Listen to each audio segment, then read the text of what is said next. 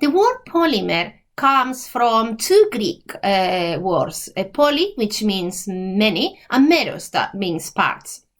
And a polymer, as I mentioned before, is made by joining many simpler units and a small number of units, one, two, just a few, that we call monomers. And these monomers are joined together in a regular way. And we call that reaction a polymerization reaction. And all these, the polymers, the different units of the monomer, are joined together by covalent bonds, so sharing of electrons. There are two types of polymerization reactions. One is what we call chain reactions, and the other one is what we call step reactions. Chain reaction polymerization is what we call addition polymerization, and gives origin to addition polymers. In an addition polymerization, you have a series of reactions in which a reactive particle or reactive fragment is consumed, and it produces a similar reactive fragment, and each reaction depends on the previous one.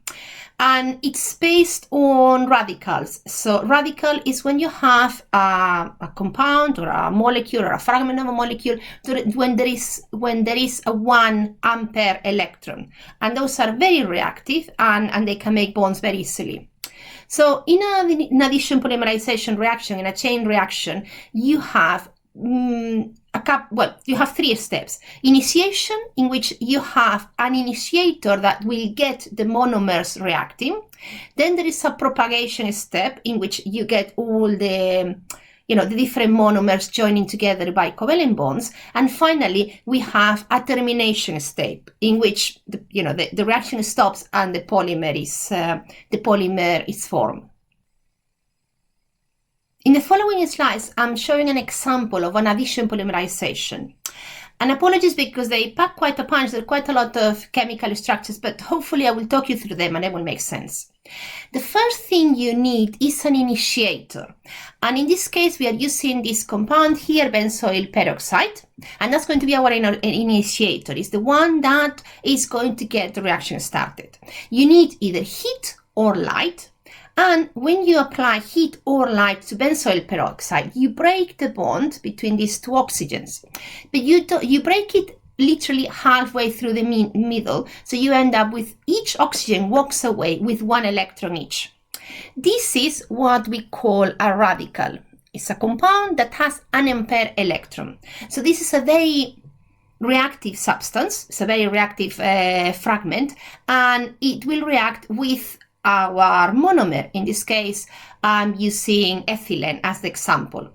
And as you notice, in that step, if you think of this double bond as having 2 electrons that make that double bond, one of those electrons or one of the carbons will react with the radical, with the peroxyl benzoyl radical, and you will form this bond here. So that bond that I've just highlighted here would be made by this electron and this electron, and then you would end up with the other carbon with 1 ampere electron, which is this one here. So this electron here would be this one that I've pointed here.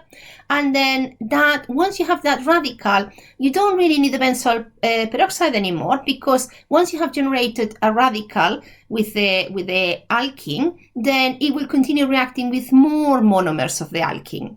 And we call that a propagation reaction. And as you can see, slowly you end up with the polymer chain you are aiming for, well, plus that fragment of the benzoyl peroxide radical that we haven't got rid of yet.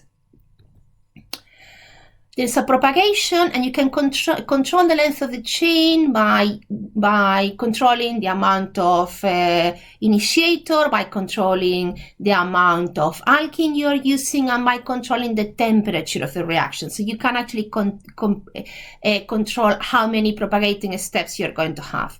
The chain continues being formed, so all the monomers continue forming the polymer.